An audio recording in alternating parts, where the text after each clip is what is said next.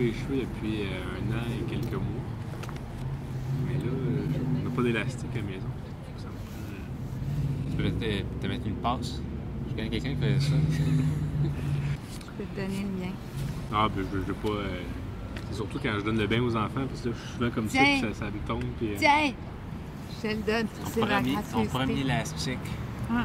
Je vais mettre ça. Moi, c'est ce que je comprends pas de la calvitie, tu sais. Tous les cheveux, tu sais, ça m'aurait pas dérangé de perdre ceux-là, de garder ceux-là. Ouais, C'est pas logique, la calvitie.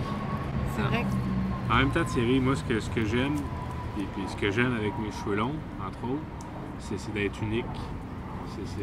Il y a peu de gens qui ont les cheveux longs, surtout dans le sexe masculin.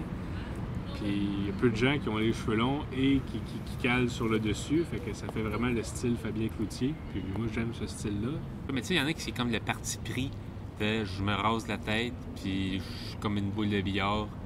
Ça, c'est un parti pris que je ne considère pas, mais tu sais, avoir les cheveux rouges. Égaré dans mon propre univers, je suis seul chez moi, c'est bien comme ça. Je suis solitaire, je suis le bois. Je suis solitaire, je suis le bois.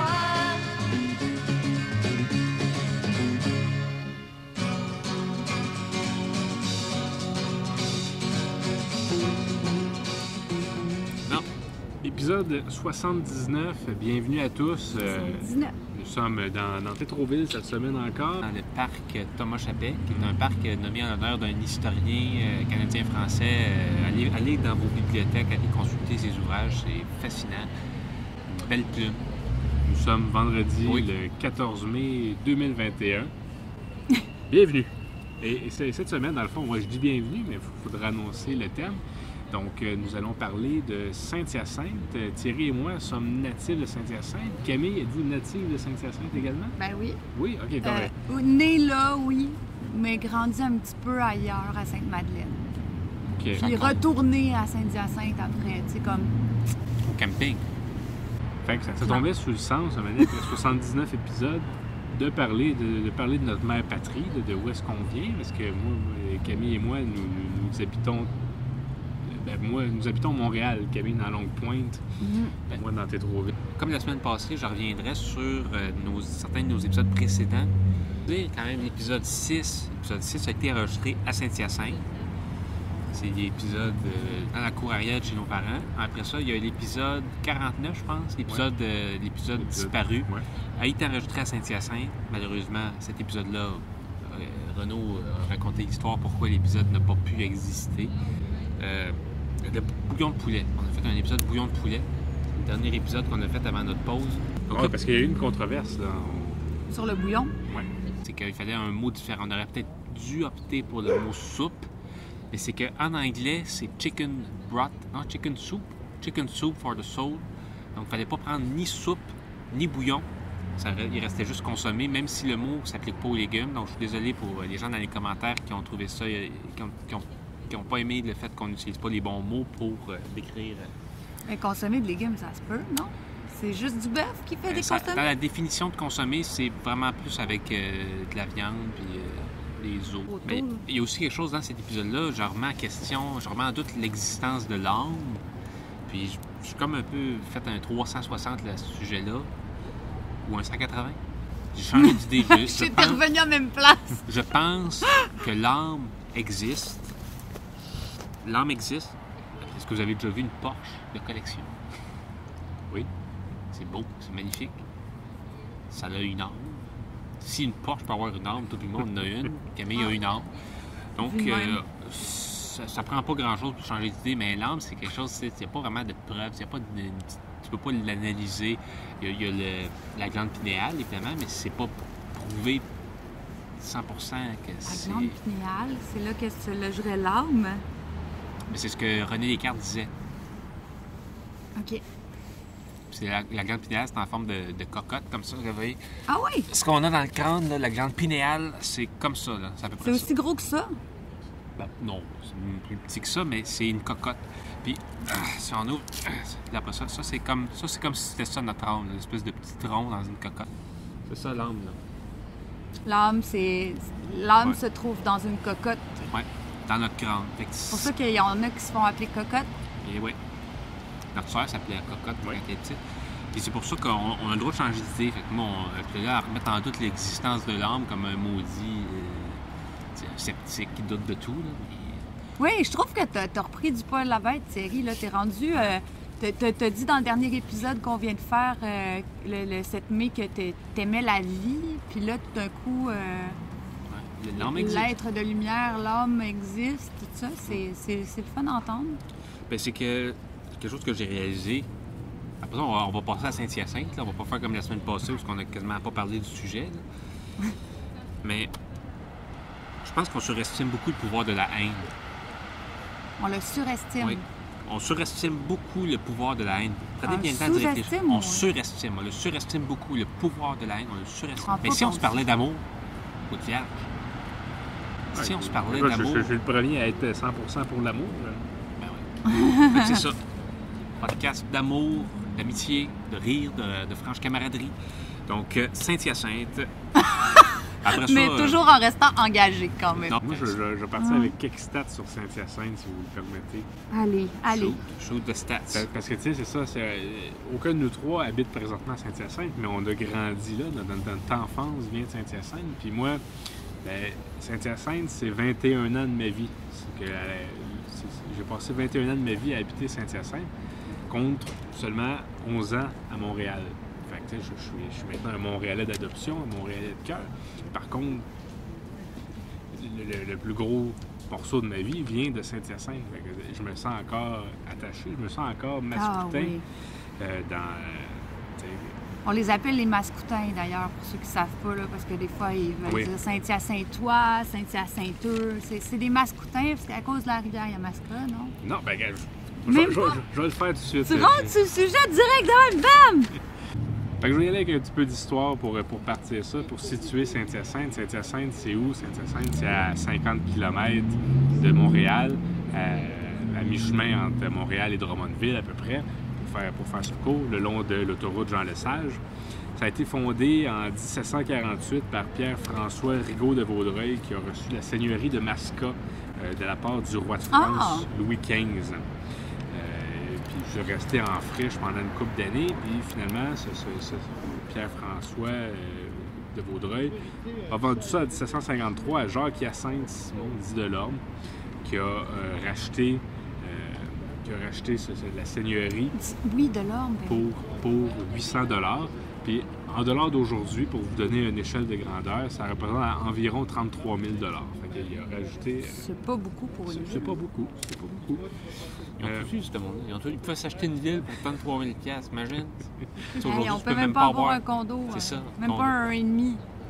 33 000, tu peux avoir une auto. Tu peux vivre dans ton auto. C'est à peu près tout. Fait que, puis c'est par la suite que Jacques-Hyacinthe Simon dit Delorme a modifié l'appellation de la seigneurie pour donner le nom de son saint patron, qui était Hyacinthe, d'où Saint-Hyacinthe. Son saint patron, ça veut dire quoi? Ça veut dire que c'était le... Thierry, t'es meilleur que moi dans les saints patrons. C'était le saint patron de la réglisse noire. Hein? Mais c'est qu'il y a plusieurs saints. Non, c'est pas vrai, je sais pas. Saint-Hyacinthe, Saint-Anne, Saint... Ouais. Fait que puis chaque saint est associé à quelque chose, à une date. faculté. Puis lui, son patron, c'était Saint-Hyacinthe. Il y en a qui pensent à tort souvent que. Il y en a qui pensent à tort que Hyacinthe, c'est un nom de femme. Donc ils disent que ça devrait pas être Saint-Hyacinthe, ça devrait être Sainte-Hyacinthe. Mais Hyacinthe, c'est un nom d'homme. Et là, c'est ça, tantôt tu disais, le gentilé de Saint-Hyacinthe, ça ne vient pas de la rivière Yamaska, ça vient de la seigneurie de Masca. Fait que les gens de nos jours, Saint-Hyacinthe, c'est une ville de 55 000 habitants. Puis ça m'a fait un peu un choc de lire ça. de voir- 80 000, mon homme, on s'en va. Il va y avoir 80 000 monde. Non, 80 Non, 000. mais Thierry, pensez quand on était petit, Saint-Hyacinthe, c'était 40 000 habitants. C'était cette heure-là, 40 000, quasiment jusqu'au début des années 2010. Ça a pris des fusions. Ça a pris des fusions, puis là, ça a débloqué. Mais c'est ça. Fait que c'est un peu le portrait. On est en fusion avec qui? Sainte-Rosalie, Saint-Thomas Dans d'Aquin. les années 70, il y a eu la Providence. ça, OK. C'est un peu dans un nouvel âge d'or mascoutin, parce qu'il y a des vedettes qui viennent de Saint-Hyacinthe maintenant, qui parlent dans les médias, souvent du fait qu'ils viennent de Saint-Hyacinthe pour en rire, pour s'en moquer. Ah oui? Ben, Rosalie Vaillancourt en parle des fois, puis c'est rarement pour en dire du bien, mais C'est, c'est un humoriste. Il faut rire de tout. Il n'y a jamais rien, y a rien de sacré avec les humoristes. un avion Air Qatar. Oh, Qatar! J'ai essayé d'avoir une plug de Qatar Airways pour le podcast, mais ils n'ont pas voulu. Ben, Rosalie Vaillancourt, elle en parle dans sa dernière web-série, justement, qu'elle part de Saint-Hyacinthe pour aller dans Grandville pour devenir une vedette. Ouais. Puis ça, c'est son père qui est un fermier, là, qui est fait par Denis de Relais. Non, j'ai écouté ça, ouais. C'était une bonne façon de mettre Saint-Hyacinthe Il y a on the spot. Fred Savard, qui vient pas qu'il vient de Saint-Hyacinthe, mais il est allé au séminaire. Ouais, ça compte. C'est comme Ricardo aussi, est allé au séminaire. C'est pas, je dirais pas qu'il vient de Saint-Hyacinthe. Il y a l'humoriste Guillaume Non. Pinault dans les humoristes. Chantal Fontaine. Chantal comme Fontaine. comédienne. C'est qu'on oublie que Saint-Hyacinthe, tu sais, on aime bien en rire et tout ça, mais c'est quand même une ville importante au Québec. Faut se le dire. Technopole agroalimentaire. Exactement, avec la cité de la pôle biotechnologie. universitaire. Le pôle universitaire. Il y a une usine à fromage Chapiteau. Oui. Ça, c'est pas à négliger, parce que les fromages, ils sont pas chers, ils sont bons. Belle rétrospective de l'histoire de Saint-Hyacinthe. Moi, ce que j'ai, c'est vraiment plus controversé que ce que tu viens de nous dire. Donc, j'ai pas envie de choquer des oreilles du monde, parce que Saint-Hyacinthe, pendant longtemps, c'est peut-être plus le cas aujourd'hui, mais pendant longtemps, ça a été la ville la plus francophone d'Amérique. C'est là qu'il y avait, je pense, 98,8 % de francophones. Là, aujourd'hui, avec l'immigration et les nouvelles communautés. Ben, c'est un centre d'accueil pour l'immigration. Saint-Hyacinthe avec Granby, puis... Ben, c'est ça, ça fait en sorte que la langue parlée à la maison, maintenant, n'est plus nécessairement Ben, aussi forte que c'est le français, mais... Ça explique peut-être pourquoi le doyen de la presse francophone en Amérique du Nord vient à Saint-Hyacinthe avec le journal Le Courrier. Oui. Mais moi, ce que j'ai, c'est vraiment controversé, parce que je me dis... J'étais à Saint-Hyacinthe l'autre jour, proche de l'usine de Limel. Où déjà? À Sainte-Rosalie, celle de cette rue? Proche de la... proche de Choquette. de médecine vétérinaire. OK, celle-là. Puis, il y avait deux personnes qui marchaient, qui se parlaient en anglais. Tu sais, au début, je me disais, est-ce que j'entends mal? C'était juste des mots en anglais dans une conversation en français. Il y a beaucoup ça aujourd'hui, on appelle ça le Franglish. Ça m'arrive des fois de put un petit word en anglais dans une conversation. Là. Ça m'arrive aussi de faire ça. Mais là, j'ai dit, tu sais, dans le fond, ils ont raison de parler en anglais comme ça. On devrait angliciser Saint-Hyacinthe. Ça devrait devenir la ville la plus anglaise, la plus anglophone du Québec. Puis ça serait un gros statement. Pourquoi? La prise de position pour dire quoi? Pour dire qu'on Pour est dire, anglicisé? on a compris.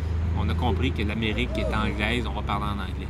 Puis, ce que j'ai pour appuyer mon fait, c'est pas que... pour rien que le parti Anglicisation Québec vient de Saint-Hyacinthe. Ben oui, c'est moi qui l'ai fondé. Ben non, c'est pas vrai, ça. Ça n'a pas marché, mon affaire. Moi, j'étais là, je voulais qu'on anglicise le Québec. C'est pour toujours, ça va être dans les archives du DGEQ, du directeur général des élections, avec le mouvement jaune du Québec, que c'était moi qui avais fondé. On est politisés, nous autres. Puis, pour appuyer mes dires que c'est fondamentalement dans l'histoire de Saint-Hyacinthe, l'anglais, c'est que la fontaine du marché-centre, c'est la vieille fontaine du marché-centre où les gens allaient abreuver leurs chevaux en 1880. Ben, de toute façon, Cette fontaine-là est en anglais. Je mettrai une photo, c'est écrit en anglais dessus. Donc, la base est là. Saint-Hyacinthe, ville anglaise. Ben, les employeurs qui ont construit anglophone. Saint-Hyacinthe, c'était la Penmans, la Goodyear. Il y a des bas aussi. E.T. Corset.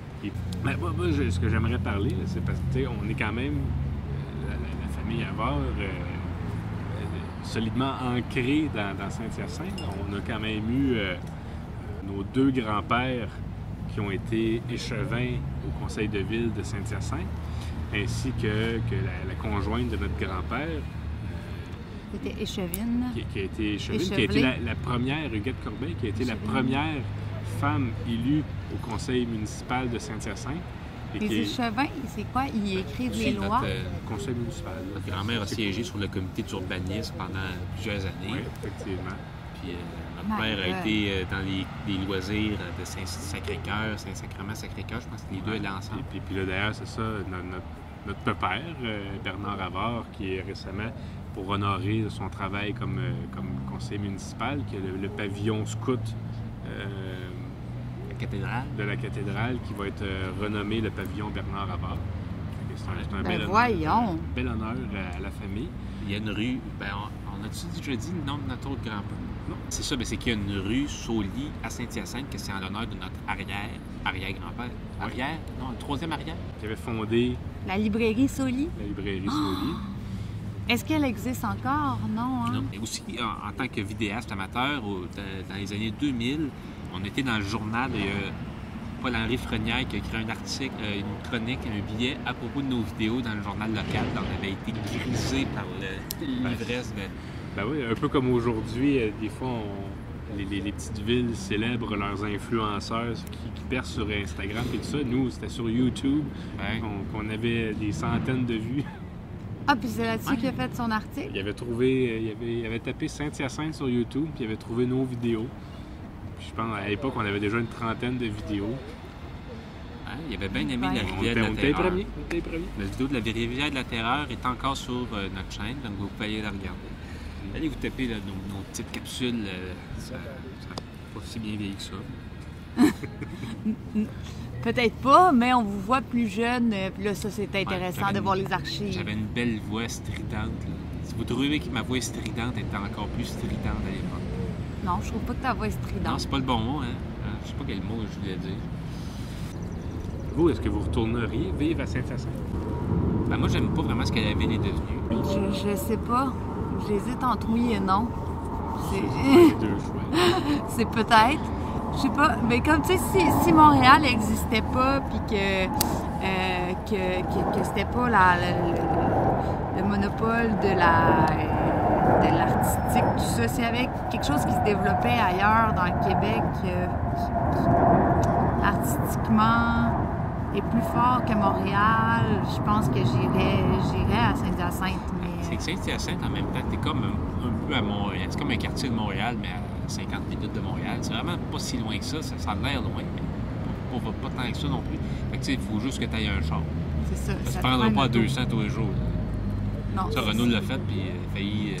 Moi, je ne retournerais pas à Saint-Hyacinthe. Je suis maintenant un Montréalais, je suis très bien. Si j'avais à quitter Montréal, ce serait probablement pour aller dans une autre ville de taille comparable. Une ville comme Québec. Genre, il y aurait plus de chances que j'aille vivre à Québec que j'aille vivre à Saint-Hyacinthe. Gatineau? Hein? Gatineau? Gatineau. Non, mais les possibilités de Trois-Rivières, c'est quand même une grosse ville. C'est comme Saint-Hyacinthe, mais en plus gros. Pour revenir, peut-être, on parlait de nos grands-parents, puis de la conjointe de notre grand-père qui ont été échevins, puis tout ça. Mais Huguette, qui était la conjointe de notre grand-père, a quand même pas assez proche d'être la première femme mairesse de Saint-Hyacinthe. Ouais. C'était la première fois que je votais aux élections municipales de Saint-Hyacinthe. Ben, aux élections municipales. Puis c'était à Saint-Hyacinthe. J'habite encore à Saint-Hyacinthe. J'avais voté pour elle, évidemment. Ouais, il y avait un troisième candidat qui avait séparé le Ouais. vote. Le vote du changement avait été dilué. Elle était échevine aussi. Oui, elle avait été élue. pour OK, la ça se première- peut être échevin à notre époque. Je pensais que c'était un métier de Ben, Moyen-Âge. Ah, ben, Non, conseiller municipal, c'est comme un synonyme. Oui, c'est ça. Fait qu'elle, elle avait été la première conseillère municipale femme à Saint-Hyacinthe, élue en 1986. Puis elle a été élue, là, ben, écoute, je sais pas, moi je me suis toujours, il me semble, quand j'étais petit, elle a toujours été conseillère municipale pour le Elle secteur. avait pris une pause dans les années 80, puis après ça, elle a pris une pause, puis elle a recommencé, je pense, en 96. Elle s'est fait réélire en 96, puis c'est ça, là, jusqu'à l'élection de 2009-2008. On a un peu fini Saint-Hyacinthe, on peut passer au coup de Ben, cœur. Saint-Hyacinthe, moi j'ai un petit truc à Saint-Hyacinthe. On close sur Saint-Hyacinthe. Ben, il y a deux choses sur Saint-Hyacinthe. Saint-Hyacinthe, ce qu'il faut savoir, je trouve, quand tu vas à Saint-Hyacinthe, c'est que il y a deux possibilités en entrant à Saint-Hyacinthe. Soit ça sent vraiment le purin, ou soit ça sent vraiment beaucoup le chocolat. Mais il n'y a pas d'entre-deux à Saint-Hyacinthe. Jamais ça va sentir la sauce à spag. Puis ça, c'est important de le mentionner parce qu'il ne faut pas être étonné quand on parle d'usine de chocolat qu'on a Barry Callebaut puis qu'on dit « Hey, c'est la meilleure usine de chocolat belge au Mais faut pas quasiment au négliger monde. aussi que des fois, ça sent rien. Moi, je veux dire, des fois, ça sent rien. Puis tu te dis, où la marde, où le chocolat, puis il y a Ça rien. sent rien? Ça sent rien, ça sent pas. C'est très rare. Ah, ben, moi, dire, moi, il me semble que quand je vivais, là, 3/4 du temps, c'est peut-être parce que j'habite pas dans les bons quartiers, mais il me semble où ce que je vais Ben, d'habitude. dès que tu rentres de l'autoroute, là, l'autoroute 1, 2, 3, là, Ben, c'est sûr que là, c'est le printemps. Là. Fait que vous allez à Saint-Hyacinthe en ce moment, Sorti ça va ensemble. sentir le purin. Ça, là, c'est l'épandage, tout ça. Là, ça c'est le temps. c'est ça. Moi, j'aime cette odeur-là de marde. Ah, ben, c'est notre odeur. On a grandi avec ça. Là. Fait un peu comme les gens de Trois-Rivières, ils diraient, ben, nous autres, c'est l'odeur de pâte et papier. Moi, ça me lève le cœur pour mourir, mais eux autres, ils s'endorment avec ça. Des usines de cuir, imagine. Ça sent le caca. Pardon? Ça sent le caca aussi. Ah oui, non, c'est dégueulasse, mais si t'as grandi avec, si t'es nostalgique, Je suis pas sûre. T'es tout le temps en côte de cuir. Puis, Pas sûr. T'es tout le temps en côte de T'achètes des cuir. caleçons en cuir, t'achètes des souliers en Les cuir. caleçons en cuir. Ça respire, là. Ça respire. Comme... Je sais pas si on a le temps pour des coups de cœur. Ben, t'avais un autre Puis, chose. puis Ouais, l'autre c'est vrai. chose de Saint-Hyacinthe, c'est que peut-être, c'est pas sûr 100% démontré, mais peut-être que l'inventeur de la tente roulotte serait né à Saint-Hyacinthe, grandi à Saint-Hyacinthe, ce serait mon grand-père. Oui, de la tente roulotte, les premiers prototypes avec... ça fonctionnait, ça embarquait sur le toit de l'auto, ça marchait avec la valise de l'auto qui déballait quoi, puis ça faisait une tente roulotte. As-tu des photos de quelque chose d'époque? Ah, je sais pas, faudrait que je demande s'il y aurait pas des photos. Je pense que oui, qu'il y aurait des photos. Faudrait que je demande à mon père voir si... Ben, ça, c'est quelque chose, c'est l'inventeur de la tente roulotte. L'inventeur du Tu sais, il y a biberon, pas les textes, il venait de breveté, Saint-Hyacinthe. Ça. Le restaurant. Toi, tu es déjà allé au restaurant que c'était des robots qui te servaient? Non, Ça, on avait ça à Saint-Hyacinthe? À Actonville. Non, c'est pas Saint-Hyacinthe. Ben, coup de cœur, moi, j'ai quelques petits coups de cœur, là. Coup de cœur podcast, un podcast sur le thé glacé qui s'appelle Thé glacé. Puis il y a vraiment tout super. Comment ça s'écrit, thé glacé? Thé glacé, T-H-E, accent, OK, comme ça. il a pas voulu faire de jeu de mots Non, mais avec... c'est juste thé glacé, mais tu sais, tu penses, le gars, il a commencé ça comme une blague, mais il est rendu au 50e épisode, puis il fait des épisodes de 3 heures sur le thé glacé. Hein, à toutes les fois? Non, c'est génial. C'est juste du thé glacé qui parle. Parce que, tu sais, on a eu un Wow. podcast, puis on aimerait ça être dans la liste des coups de cœur des autres, mais des fois, il faut qu'on parle des autres podcasts, parce que... Il y a un podcast sur le vélo qui s'appelle Semaine Vélo. C'est un gars qui raconte un peu qu'est-ce qu'il fait dans les petits coins, le paradis pour les cyclistes. Là. Yeah. C'est très intéressant. Coup de cœur, bruit. Pas de musique depuis 2 mois, j'en écoute pas. J'ai pas besoin de ça parce que j'ai une infestation de fourmis. Je peux coller mon oreille sur des murs, je les entends grouiller, manger. Moi, le temps. j'ai un coup de cœur cinéma. J'ai beaucoup aimé... Ben, il y a beaucoup de films avec des couleurs que j'ai aimées. J'ai aimé Woman in Black. Il me semble que c'est ça sur Netflix. Puis The Green Book. Woman Ouais. in Black, Green Book. Ouais, il me semble que c'était Woman... Ladies in Black, je pense. Ladies in Black. Fait que, épisode 79 Qui se termine dans le noir. sur Saint-Hyacinthe. Merci d'avoir été là. Nous étions au cœur de Tétroville, dans le parc Thomas Chappet, vendredi le 14 mai 2021. Puis c'est comme ça, on va être là chaque vendredi jusqu'au mois de juin. Dans une semaine, c'est l'épisode de ma fête. Ça va être l'épisode fête à Thierry. Puis, ça va être... je vais déballer mes cadeaux. Ça va être Les festif. gâteaux aux tomates, peut-être. Ouais. Fait que c'est bon, c'est une bonne idée, Thierry. Fait qu'on fait ça. Fait que merci à tout le monde d'avoir été là. Thierry, Camille et moi-même. Ouais. On vous Merci. dit Bye. À la prochaine.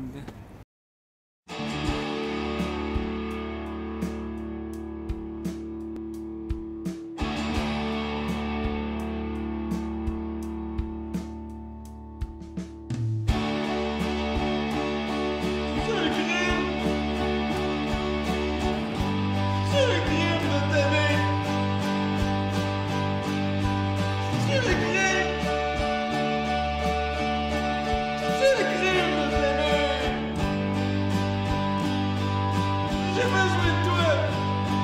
Il faut que tu reviennes. J'ai besoin de toi.